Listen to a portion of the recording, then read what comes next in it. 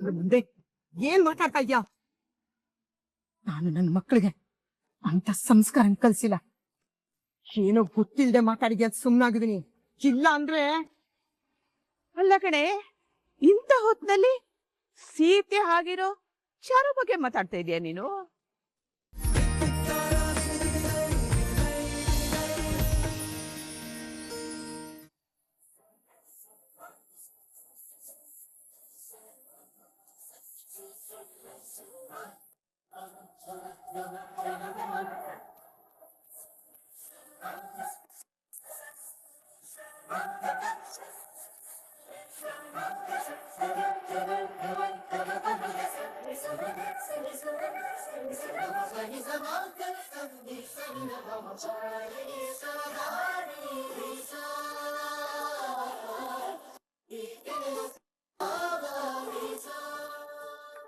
ಕಣ್ಣೀರು ತುಂಬಾ ಖುಷಿ ಆಗ್ತದೆ ಜಾನ್ಸಿ. ಶ್ರೀಮಂತ ಅನ್ನೋದು ಹೆಣ್ಣಿನ ಬದುಕಿನ ಶ್ರೀಮಂತ ಸಂಭ್ರಮ.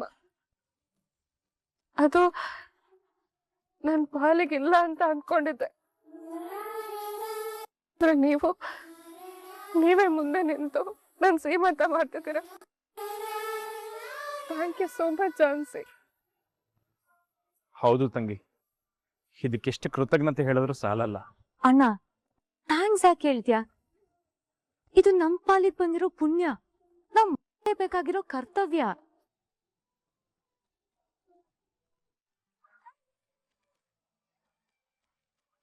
ಏನ್ ಮಾಡೋದು? ಆರತಿ ಮಾಡೋದಕ್ಕೂ ಮುಂಚೆ ಒಂದು ಸಣ್ಣ ಪ್ರೋಗ್ರಾಮ್ ಬೇಡವಾ? ಏನ್ ಪ್ರೋಗ್ರಾಮ್? ಗಾಬರಿ ಆಗ್ಬೇಡ ಅಣ್ಣ, ಇನ್ನೊಂದ್ಸಲ ಪ್ರಪೋಸ್ ಮಾಡೋ ಅಗತ್ಯ ಇಲ್ಲ. ಮತ್ತ್ಯಾ ಪ್ರೋಗ್ರಾಮ? ಫಂಕ್ಷನ್ ಮೇಲೆ ಲೋ ರಾಮಾಚಾರಿ, ನಿನ್ನ ಡ್ಯಾನ್ಸ್ ಮಾಡಕ್ ಹೇಳ್ತಾ ಇದಾರೆ ಕಣ. ಡ್ಯಾನ್ಸ್ ಮಾಡಕ್ಕೆಲ್ಲ ಆಗಲ್ಲಪ್ಪ. ಅಣ್ಣ, ನೀನೇನ್ ಟೆನ್ಷನ್ ಆಗ, ಈಗ ನಿನ್ ಸರ್ದಿ ಅಲ್ಲ, ನಮ್ ಸರ್ದಿ.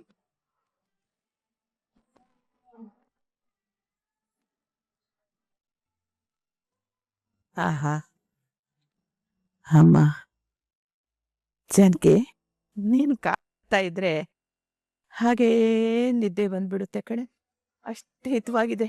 ಮತ್ತೆ ಯಾಕೋ ಗೊತ್ತಿಲ್ಲ, ಮನ್ಸ್ಗೊಂಥರ ಹಗುರ ಅನ್ನಿಸ್ತಿದೆ. ಏನೋ ಒಂಥರ ಸಂತೋಷ ಅನ್ನಿಸ್ತಾ ಇದೆ.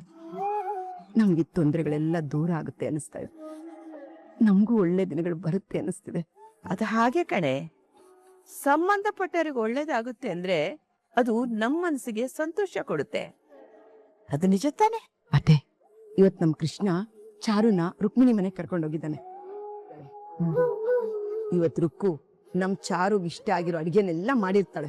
ಏನೋ ಕಣೆ, ನಮ್ ಅಲ್ಲಿಗೆ ಹೋಗಿದ್ದು ತುಂಬಾ ಒಳ್ಳೇದಾಯ್ತು. ಯಾಕೆಂದ್ರೆ ಚಾರುನ್ ಮನಸ್ಸಿನ ಬೇಸರನೂ ಕಳೆಯುತ್ತೆ, ರುಕ್ಕುಗೂ ಸಮಾಧಾನ ಸಿಗುತ್ತೆ. ಅವರಿಬ್ರು ಸಂತೋಷವಾಗಿದ್ರೆ ನಾವು ಸಂತೋಷವಾಗ್ತೀವಿ ಅಲ್ವೇನಮ್ಮ?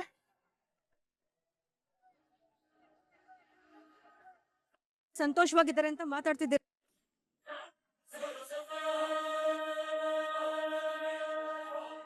ರುಕ್ಕು, ಏನ್ ಒಬ್ಳೆ ಬಂದಿದ್ಯಾ? ಚಾರು ಕೃಷ್ಣ ಎಲ್ಲಮ್ಮ? ಓಹೋ, ನಿಮ್ಗೇನು ಗೊತ್ತೇ ಇಲ್ಲ ಅಲ್ವಾ? ಅಲ್ಲ ಕಡೆ, ನಿಮ್ ಮನೆಗ್ ತಾನೇ ಅವ್ರು ಬಂದಿರೋದು. ನಮ್ ಮನೆಗೆ ಬಂದಿಲ್ಲ.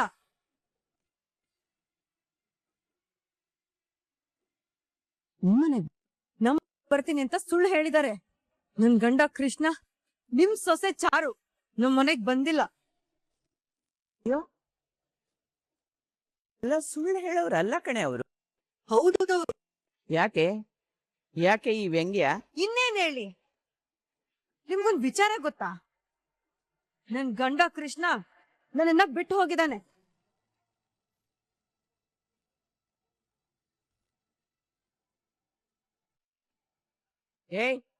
ಏನೇ ಏನೇ ಅಪಶಕುನದ ಮಾತಾಡ್ತಾ ಇದೀಯಾ? ನಿಜಾನೇ ಹೇಳ್ತಾ ಇದ್ದೀನಿ. ನನ್ ಗಂಡ ಕೃಷ್ಣ ನನ್ನನ್ನ ಬಿಟ್ಟಾಯ್ತು.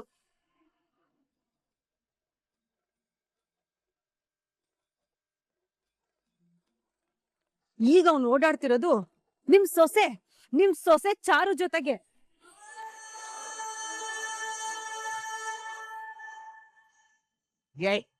ಏನೇ ಏನೇ ಮಾತಾಡ್ತಾ ಇದೀಯಾ? ಹೌದು, ನಿಜಾನೇ ಹೇಳ್ತಾ ಇದ್ದೀನಿ. ನನ್ ಗಂಡ ಕೃಷ್ಣನ್ನ ನಿಮ್ ದೊಡ್ಡ ಸೊಸೆ ಚಾರು ಬುಟ್ಟಿಗೆ ಹಾಕೊಂಡಿದ್ದಾಳೆ. ಅದಕ್ಕೆ ಅವ್ರಿಬ್ರು ಇವಾಗ ಸುತ್ತಾಡೋದಕ್ಕೆ ಹೋಗಿದ್ದಾರೆ.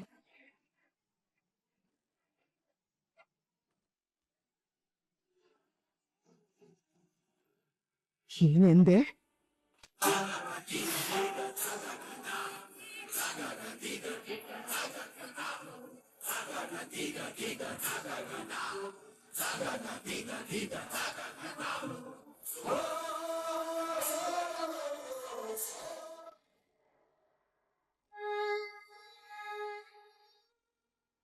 ಅಲ್ಲ ರೀ, ನಿಮ್ಗೇನಾಯ್ತು?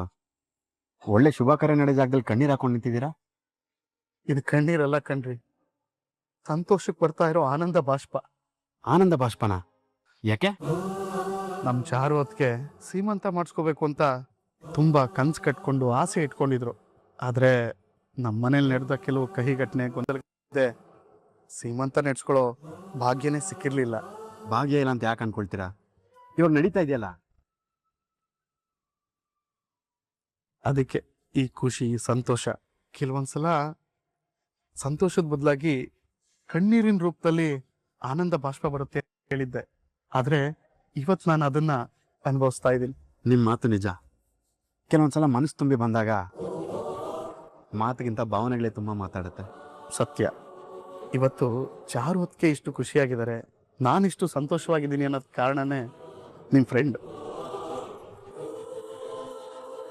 ಸಾಧ್ಯನೇ ಇಲ್ಲ ಅನ್ಕೊಂಡಿದ್ ಸೀಮಂತನ ಮಾಡಿ ಬಸ್ರಿ ಬೈಕನ್ನ ಪೂರೈಸ್ಬಿಟ್ರು. ಅದಕ್ಕೆ ನಿಮ್ಮ ಫ್ರೆಂಡ್ಸು ಮತ್ತು ಅವ್ರ ಹೆಂಡತಿಗೆ ಎಷ್ಟು ಥ್ಯಾಂಕ್ಸ್ ಹೇಳಿದ್ರು ಸಾಲದು. ಹಲೋ ಹಲೋ ಹಲೋ, ನೀವು ನಿಜವಾಗ್ಲೂ ಥ್ಯಾಂಕ್ಸ್ ಹೇಳ್ಬೇಕು ಅನ್ಕೊಂಡ್ರೆ ಅದನ್ನ ಚಾರು ಮತ್ತೆ ರಾಮಾಚಾರ್ಯ ಅವ್ರಿಗೆ ಹೇಳ್ಬೇಕು. ಏನು ಹೇಳ್ತಾ ಇದ್ದೀರಾ? ಇಲ್ಲಿ ತುಂಬು ಗರ್ಮಿಣಿ ಚಾರು ಅವ್ರಿಗೆ ನಮ್ ರಾಘು ಮತ್ತೆ ಜಾನ್ಸಿ ನಿಂತ್ಕೊಂಡು ಸೀಮಂತ ಮಾಡ್ತಿದಾರೆ ಅಂದ್ರೆ ಅದಕ್ಕೆ ಕಾರಣನೇ ನಮ್ ಚಾರು ಮತ್ತೆ ರಾಮಾಚಾರ್ಯ ಅವರು. ಚಾರು ಅವರು ತಾವಿರೋ ಪರಿಸ್ಥಿತಿನ ಲೆಕ್ಕಿಸದೆ ನಮ್ ಜಾನ್ಸಿನ ಸೈಕಲ್ ರೇಸಲ್ಲಿ ಗೆಲ್ಸಿ ನಮ್ ರಾಘು ಮನೆಗೆ ಬಂದು ಹಾಳಾಗ್ತಿದ್ ನಮ್ ಜಾನ್ಸಿ ಸಂಸಾರನ ಕಾಪಾಡಿ ಆಗ್ತಿದ್ದ ಅನಾಹುತನೆಲ್ಲ ತಡೆದ್ರು.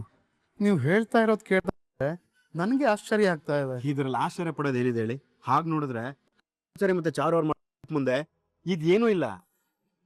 ಅವರು ಇವ್ರ ಮೇಲೆ ಹೊರಸಿರೋ ಋಣದ ಭಾರದಲ್ಲಿ ಒಂದು ಸಣ್ಣ ಭಾಗನ ಇಳಿಸ್ಕೊಳಕ್ ಅವಕಾಶ ಮಾಡಿಕೊಟ್ಟಿದ್ದಾರೆ ಅಷ್ಟೇ. ಒಳ್ಳೆಯವ್ರಿಗೆ ಯಾವ್ದಾದ್ರೂ ಒಂದು ಮಾರ್ಗದಲ್ಲಿ ಒಳ್ಳೇದಾಗುತ್ತೆ ಅನ್ನೋದಕ್ಕೆ ಈ ಜೋಡಿಗಳೇ ಸಾಕ್ಷಿ ಅಲ್ವಾ? 100% ಸತ್ಯ. ಇವೆರಡು ಜೋಡಿಗಳ ಮಧ್ಯೆ ಒಂದು ಒಳ್ಳೆ ಸಂಬಂಧಕ್ಕೆ ಇವೆರಡು ಘಟನೆಗಳು ಆಗಿರ್ಲಿ ಅಂತ ಆಸೆ ಪಡೋದು ಅಷ್ಟೇ ನಮ್ ಕರ್ತವ್ಯ. ಹೌದು, ಆದಷ್ಟು ಬೇಗ ಕಂಟಕಗಳೆಲ್ಲ ದೂರ ಆಗಿ ಇವ್ರುಗಳು ಸಂಕಟದಿಂದ ಹೊರಗಡೆ ಬರ್ಲಿ ಅನ್ನೋದೇ ನನ್ನ ಆಸೆ. ಮುಂದೆ ಏನ್ ಮಾತಾಡ್ತಾ ಇದ್ಯಾ? ನಾನು ನನ್ನ ಮಕ್ಕಳಿಗೆ ಅಂತ ಸಂಸ್ಕಾರ ಕಲ್ಸಿಲ್ಲ. ಏನೋ ಗೊತ್ತಿಲ್ಲದೆ ಮಾತಾಡಿದ್ಯಾ, ಸುಮ್ನಾಗಿದ್ದೀನಿ. ಇಲ್ಲ ಅಂದ್ರೆ ಅಲ್ಲ ಕಣೆ, ಇಂಥ ಹೊತ್ನಲ್ಲಿ ಸೀತೆ ಆಗಿರೋ ಚಾರು ಬಗ್ಗೆ ಮಾತಾಡ್ತಾ ಇದೀಯ ನೀನು?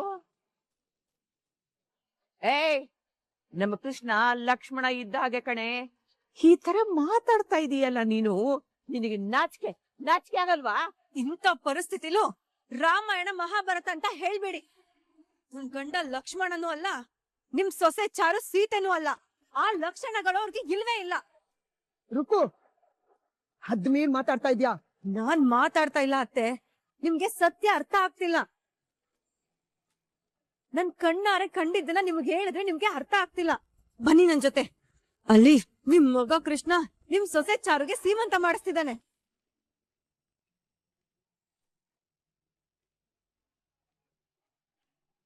ಏನೇ ಏನೇ ಮಾತಾಡ್ತಾ ಇದೀಯಾ?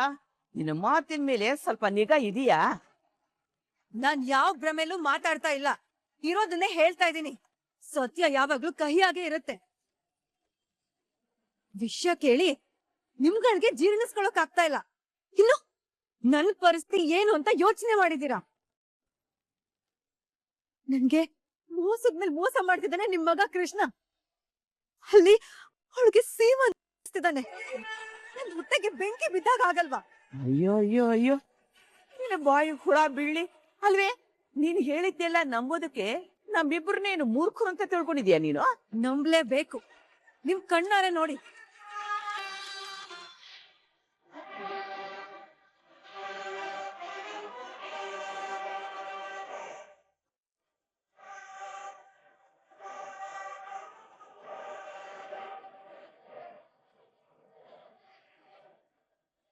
ಇಷ್ಟು ಹೇಳಿದ್ಮೇಲೂ ನಿಮ್ಗೆ ನನ್ ಮಾತ್ ಮೇಲೆ ನಂಬಿಕೆ ಇಲ್ಲ ಅಲ್ವಾ? ಅದ್ ಎಲ್ ನಡೀತಾ ಇದೆ, ಯಾಕೆ ನಡೀತಾ ಇದೆ ಅಂತ ನನಗ್ ಗೊತ್ತು. ಬನ್ನಿ ತೋರಿಸ್ತೀನಿ.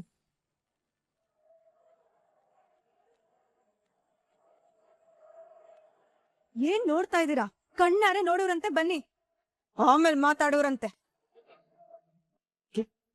ನಡಿ ಹೋಗೋಣ. ತಂಗಿ ರಾಘವೇಂದ್ರ ಅವರೇ, ಈ ಸೀಮಂತ ಶಾಸ್ತ್ರನ ಇನ್ನೂ ಶ್ರೀಮಂತಗೊಳಿಸಿದ್ದಕ್ಕೆ ನಿಮ್ಮಿಬ್ರಿಗೂ ಥ್ಯಾಂಕ್ಸ್.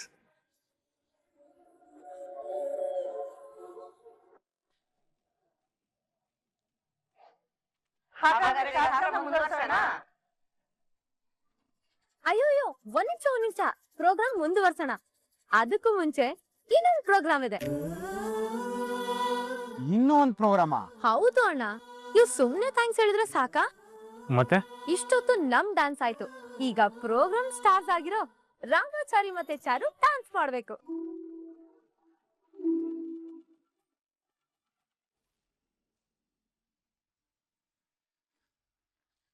ಬಸ್ರಿ ಆಗಿರೋ ಹುಡುಗಿ ಡ್ಯಾನ್ಸ್ ಮಾಡೋದು ಹೇಗೆ? ಅಯ್ಯೋ, ಡ್ಯಾನ್ಸ್ ಮಾಡ್ಬೇಕಂದ್ರೆ ಡ್ಯಾನ್ಸೇ ಮಾಡ್ಬೇಕಂತ ಏನಿಲ್ಲ. ಒಂಚೂರು ಕೈಯೋ ಕಾಲೋ ತಲೆನೋ ಆಡ್ಸಿದ್ರೆ ಸಾಕು. ಈ ಡ್ಯಾನ್ಸ್ ಎಲ್ಲ ನನ್ನಿಂದ ಆಗಲ್ಲಪ್ಪ.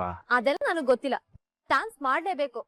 ಫ್ರೆಂಡ್ಸ್, ಈಗ ಇವ್ರಿಬ್ರು ಡ್ಯಾನ್ಸ್ ನಿಮ್ಗೆ ನೋಡ್ಬೇಡ್ವಾ?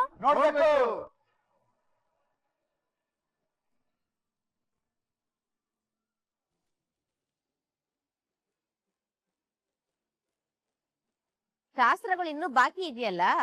ಅಯ್ಯೋ, ಮಾಡಿದ್ರಾಯ್ತು ಬಿಡಿ, ಶಾಸ್ತ್ರಕ್ಕೆ ಯಾಕೆ ಯೋಚನೆ? ಶಾಸ್ತ್ರಿಗಳೇ ಇಲ್ಲಿದಾರಲ್ಲ, ಹಾಗಾಗಿ ಡ್ಯಾನ್ಸ್ ಮಾಡ್ಲೇಬೇಕು. ಮಾಡ್ಲೇಬೇಕು.